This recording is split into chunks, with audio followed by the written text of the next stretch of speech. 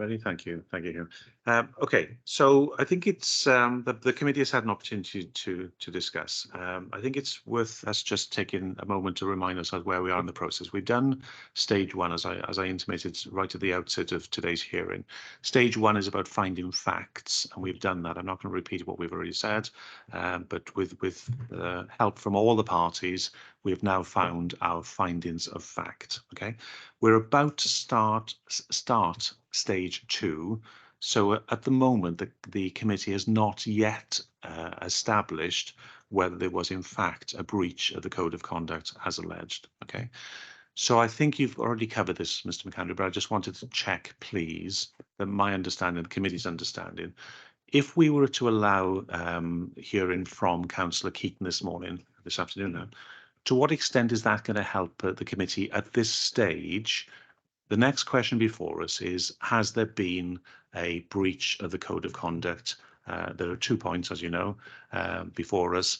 How will Councillor Keaton's evidence and appearing before us today and allowing Mrs. Thomas the opportunity to challenge and comment on that evidence, how is that going to help us at this stage in the process? Or is it more about, if we get to the stage, and we're not there, Mrs. Thomas, if we get to the stage of deciding there has been a breach and there's a potential sanction, would Councillor Keaton's evidence, if we allowed it, testimony, sorry, allow it, is that more going to help the committee with level of sanction if we get there, and we're not there yet? Could you help me, Mr. McAndrew? Yeah, I think that's helpful, because the committee's already agreed the facts that set out in the Ombudsman's report, one of them being that the 9 complaints made did not pass the Ombudsman's 2-stage test. So it doesn't seem appropriate then to challenge on facts relating to those complaints, because we've already determined that they didn't pass the 2-stage test. My reasoning for calling Councillor Keaton was to talk about the impact personally on her. Only she would be able to talk about her feelings. I'm not sure how any challenge from Mrs. Thomas would change that, because her feelings are her feelings, so that they can't be challenged, really. So if the committee are happy to rely on a witness statement, which is already in the pack, I'm also happy to just rely on the written statement today. Okay, can I be clear in terms of what the committee is proposing there, Mrs. Thomas? Okay. The debate we've just had is, how can Councillor Keaton, in all fairness to you, how can she help us through her testimony, help us to decide the next question? Because we have not, let's be crystal clear, the committee has not yet decided or agreed or found that there has been any breach. We're about to consider that, and we will hear representations from you both. Okay. So the feeling of the committee is, and as Mr. McAndrew I think has just accepted, that Councillor Keaton's testimony before us today is not going to help us at this stage. We reserve the right, potentially, if we get to the stage later today where we have found that there has been a breach, we are reserving the right to call Councillor Keaton at that stage. But we're not. We don't feel that it is helpful to us at this stage of the program. We found our facts, as I've explained. The next really important part is that we give you both an opportunity to talk to whether there has actually been a breach before we get anywhere near considering whether or not there would be any sanction imposed, because we can't do that until we've agreed whether there's been a breach. Okay, so at this stage, the view of the committee is it is not helpful to the process and the procedure, and it isn't actually helpful to your getting a fair hearing today. Okay, so that's the finding of the committee. So we're going to proceed on that basis. So for absolute clarity, we are now moving into stage 2. For the purpose of the recording, it is just gone 12:15 or still on Friday the 13th. Okay, so we're now moving, as I said, Mrs. Thomas, to the question of whether there has been a breach of the code of conduct. I'm not going to labour the point or go through it laboriously, but you'll know from the report there were 3 things initially considered by the Office for the Ombudsman, whether there was a breach under Section 5 of the Code of Conduct, the Ombudsman decided that was not appropriate to pursue, but there were two suggestions of a breach of conduct from the Ombudsman's office. One under paragraph 6(1)(a) of the Code of Conduct, that is bringing your office and the council into disrepute, and the second allegation was 6(1)(d), making complaints which were frivolous, malicious and/or vexatious. So I think I want to be fair to you, I want to give you an opportunity to respond to both those allegations. Do you accept, before we hear any more evidence from either party, do you accept now, given the findings of the committee and you know the evidence in the pack, do you accept that you breached the Code of Conduct on either or both of those allegations? No, I don't. Okay, thank you. So the next stage, then I will ask Mr. McAndrew to address the committee. Sorry, we're just checking the process as to who speaks first.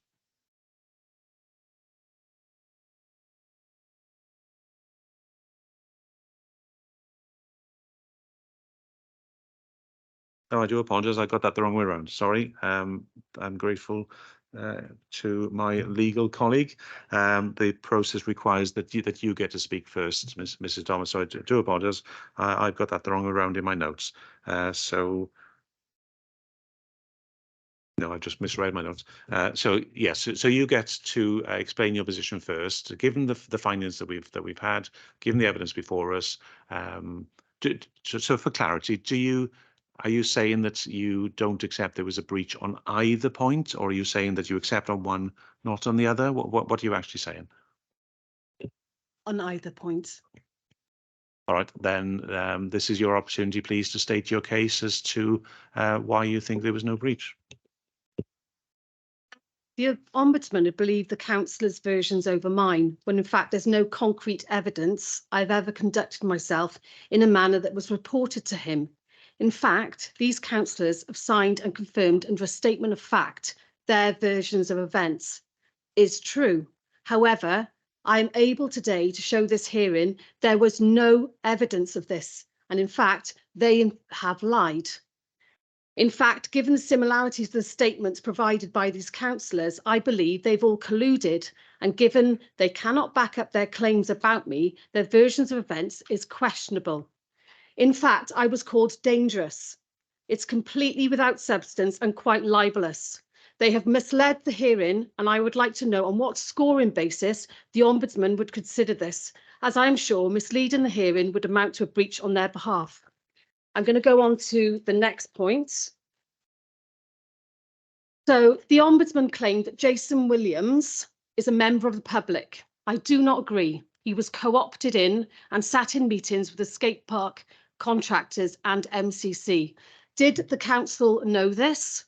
He was instrumental in making decisions for MCC and would have been privy to project information. This also would be confidential. So in mitigation to the fact that I had recorded the meeting, I did take notes and record it, but this was due to the fact that I was informed on many occasions prior to this that I was being vexatious and my behaviour amounted to bullying. So I find this questionable, and given the fact that two Labour councillors, I won't go into that actually, I'm going to leave that part because obviously it's a different situation. I think this needs to be addressed. So these Mumbles community councillors and county councillor have indeed acted, in my opinion, way below the standards that are required. And I also believe they have breached the code of conduct themselves. And if they'd come to this hearing today and they'd lied in front of you, they would be breaching themselves. And that's my reasoning. Thank you very much.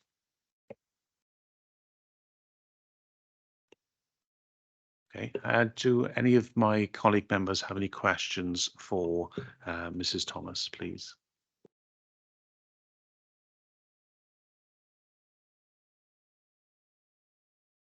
Okay, no indications. Then this is Mr. McAndrew's opportunity to respond and to make your representations from behalf of the Ombudsman, please, as to why you think there has been a potential breach of the conduct on the breach of the code of conduct on the two allegations. Thank you. So the facts of the case have been agreed by the committee. The Ombudsman's guidance states that community councillors may have sight of information of a confidential or sensitive nature, such as personal or commercially sensitive information, and that, as a general rule, members should treat issues discussed in the confidential sections of meetings, exempt items, as confidential. The guidance advises members that their actions and behaviours are subject to greater scrutiny than those of ordinary members of the public, and that when considering whether a member's conduct is indicative of bringing their office or authority into disrepute, the Ombudsman will consider their actions from the viewpoint of a reasonable member of the public. Additionally, the guidance states that members must not make complaints against other members which are not founded in fact and which are motivated by malice, a desire to do them harm, or by political rivalry. The guidance makes clear to members that the Code of Conduct should not be used by members to pursue their political or private differences, and they should avoid making complaints which have little or no substance, frivolous complaints, which are designed mainly to annoy the person complained about. Such complaints can have an adverse impact on relations within the council. Former Councillor Thomas made 3 complaints to the Ombudsman just one day after attending her first council meeting. The complaints did not meet the first stage of the Ombudsman's 2-stage test, as no evidence of a breach of the code was presented, and former Councillor Thomas was advised to seek guidance before making further Code of Conduct complaints. Those 3 complaints related to decisions made by the council and were not about individual conduct of the members. As the complaints were made against 3 members of a different political party to Mrs. Thomas, which she's just referenced in her response, this suggested that the complaints may have been political in nature. It was noted that one of the members complained about Councillor Erasmus had not been a member of the committee being complained about. The Ombudsman considered that the complaints could reasonably be considered to be malicious and vexatious. That former Councillor Thomas's complaints were made so close to her first meeting cast doubts on the credibility of her statements to the Ombudsman that she had only made complaints because she believed she had been bullied and ostracised.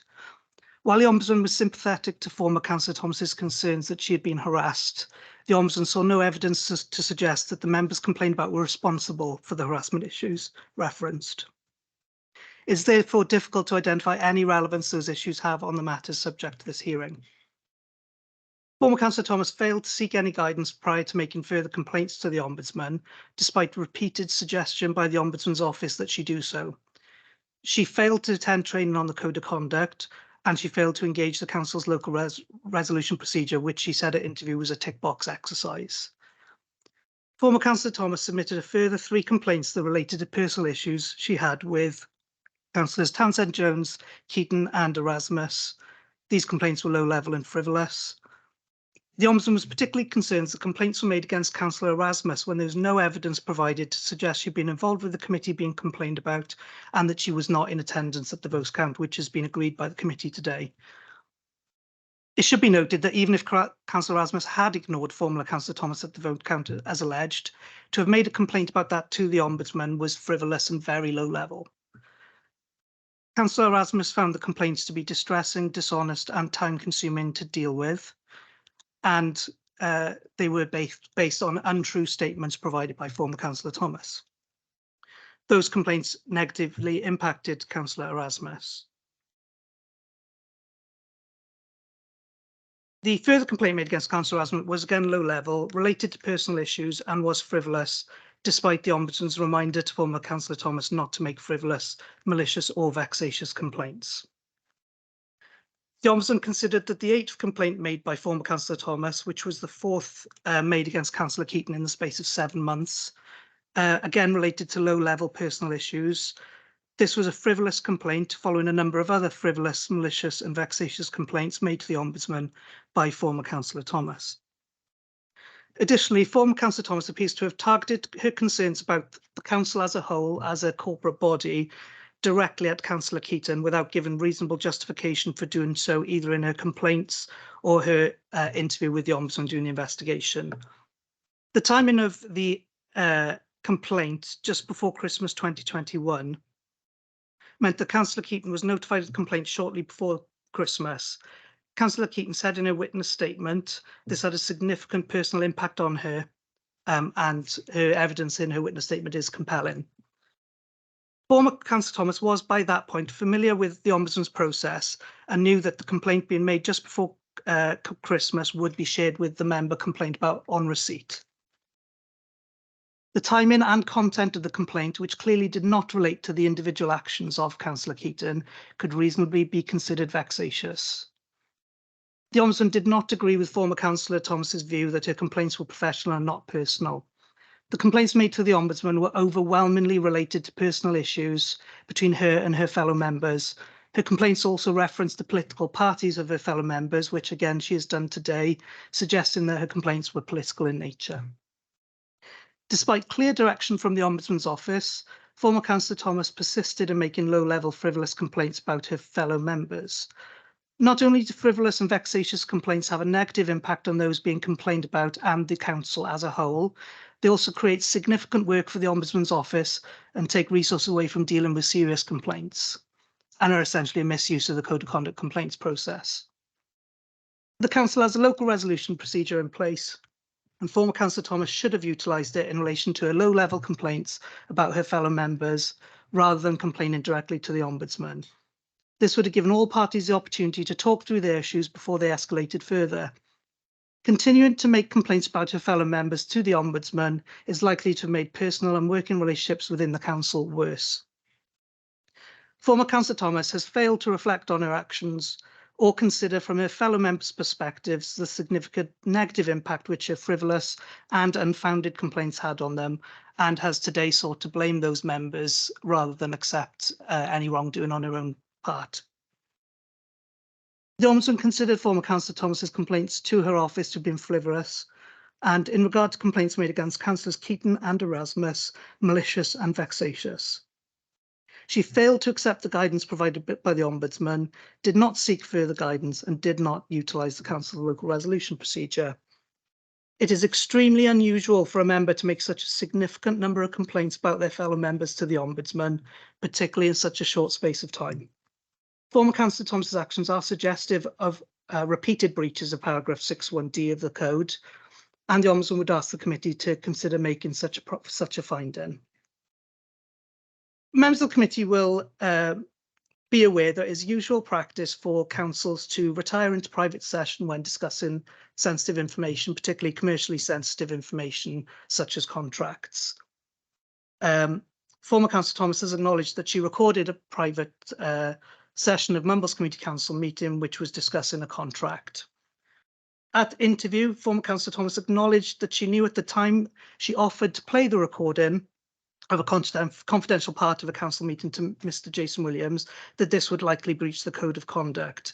This makes her response today slightly confusing, because she accepted at interview that it was likely to breach the code, and is now today saying in fact, it doesn't breach the code. In offering to play the covert recording of the confidential section of the council meeting to Mr. Williams, former Councillor Thomas was willing to breach the code knowingly and flagrantly, which is of significant concern. The Ombudsman acknowledged and shared Mr. Williams' concern about the covert recording of confidential sections of meetings. That said, no evidence has been provided to suggest that former Councillor Thomas actually played or provided a copy of the recording to a member of the public. She did send the recording to the police and Audit Wales due to her concerns about financial mismanagement. The Ombudsman did not consider that such action would be likely to amount to a breach of paragraph 5A of the Code. However, informing a member of the public that she had covertly recorded a confidential council meeting and offering to play the recording to him is likely to bring former Councillor Thomas's office and or authority in disrepute. The covert recording and comments made to Mr. Williams understandably made him really concerned. That's a quote from his witness statement. Former Councillor Thomas's actions are therefore suggestive of a breach of paragraph 6.1a of the Code, and the Ombudsman would ask the committee to consider making such a finding. Thank you. Okay, thank you, Mr. McAndrew. This is your opportunity, Mrs. Thomas, under the process to respond to anything that Mr. McAndrew has said, please. Yeah, hello, Mr. McAndrew. Could you tell me what evidence you had of? I'm sorry to get across. It's not an opportunity to cross-examine and ask questions. I think I'm right. It's an opportunity to comment on rather than to ask questions. So Mr. McAndrew isn't on any sort of mythical witness stand. It's an opportunity to comment on. So if you want to refute anything he said, then you're more than welcome to do that. And to make relevant representations. Thank you to my legal officer. So forgive me. I know that's few of us are used to this process, and but I need to say it's not an opportunity to ask questions. It's to make representations, to comment on anything he said.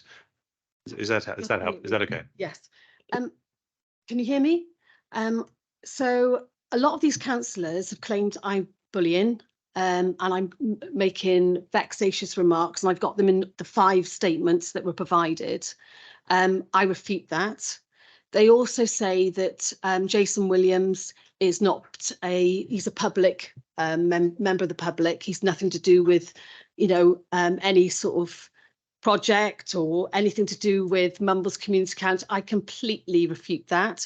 I have evidence that Jason Williams attended skate park meetings with Maverick and MCC on 2 occasions. I have the information and the evidence to provide you today to the hearing. So if he's a member of the public, I completely refute that. And I didn't know that at the time when I was being interviewed by Mr. McAndrew. I only found that out when I was supplied the statement by Mr. McAndrew when he said I co-opted out. So that made me think, well, was he co-opted in? So I start looking at the dates when Mr. Williams obviously was co-opted in, which I'm pretty sure that all of you understand what co-opted means. It means that you are obviously privy to project information, and you're privy to confidential information to do with that project. So he was a co-opted member from January 2021, and I don't even know when he co-opted out because I can't find that information, but I can guarantee in December 2021, he was a co-opted member. So he was not part of the member of public. And also the reason I gave him those meeting notes was because of that, because I understood. And if you go back to my interview, you will see that I thought he was involved in the project. So that's why I didn't supply it to anybody else. I understand the law. I supplied it to Audit Wales, the police, the legal department of Swansea Council. So I'm pretty sure what I did was very fair, and the reason I recorded it was because Mumbles Community Council do not keep accurate meetings notes. They do not keep minutes that they should be. The minutes that were supplied from on the 14th of December from the 3rd of December were not accurate. There was no mention of the content of that meeting, albeit a lot of it's confidential, but there is other things that the general public should be made aware of, and it wasn't factual. So I have been in a situation for the last 8 months prior to this of having been ignored, being not included in anything, because the very fact in May of 2021, I raised my head above the parapet and I said, we need to act professionally, we need to have things done. And I've got that on video for you all to have a look. If you want to adjourn it and have a look at the videos I've got 3 Mumbles Community Council videos where I am seen asking people to be kind, not over talking people, and actually in May 2021 saying that I was not included and I felt excluded. That is not someone that's being a person who's bullying. That is someone who's feeling excluded. So I totally refute what the Ombudsman is saying. And I'm going to say one more thing on this. He mentioned something about the complaint made on the 14th of December being very, very vexatious. So I'm going to refer back to Martin O'Neill, who complained about me on the 21st of December and 23rd of December. Now, I'm sure that's vexatious, and that would have caused me alarm and distress to know that that complaint was made about me. And I'm only thinking at that point, that complaint was made about me because I made an official complaint to all of the authorities, which at the end of the day, you are voted in to do, you're voted to cross-reference things. You're voted to ask inquisitive questions about certain things that you don't believe are right. That is what you're voted in to do. And I'm sorry, but I feel I have been bullied. I feel I've been ostracised. And I think this whole process today is very unfair because I've not even been able to cross-examine the people that matter. So that's how I see it. Thank you very much. Thank you, Mrs. Thomas. I do have just one question for you, but before I ask that, any other of my colleagues have any questions for either of the parties, please, either Mr. McAndrew or of Mrs. Thomas? Nobody indicated. Just one point of clarity, if I may, Mrs. Thomas. When you say that Mr. Jason Williams was co-opted, can I just be clear? Was that because of his sort of specialist knowledge on skate parks, rather than he was co-opted as an actual member of the Mumbles Community Council? Have I understood your position correctly? So he was co-opted as part of the skate park meeting group from what I've gathered about 2 years prior to that. So he was instrumental in project information being relayed to the team. He got involved with the contractors, how the design looked. So he was very instrumental. He wasn't just, you know, a member of the public. So, you know, I think that's something that I would really like the hearing to understand in terms of my involvement of obviously asking him if he would like to see the recording of that meeting. Thank you. Okay, I'm grateful. Thank you. All right. Any other questions that any members have? You'll have to be clear as to why you want to come back in, Mr. McAndrew, because the process doesn't. But how can you help the committee if I allow you back in?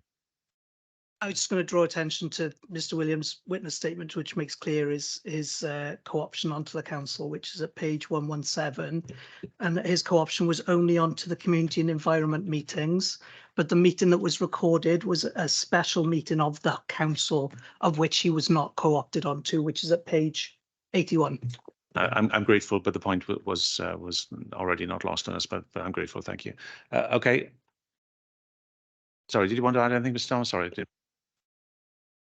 Yeah, that just in the context of that meeting, it was about the skate park and funding. So it would have been very, very important information that would have been, you know, stated during that meeting.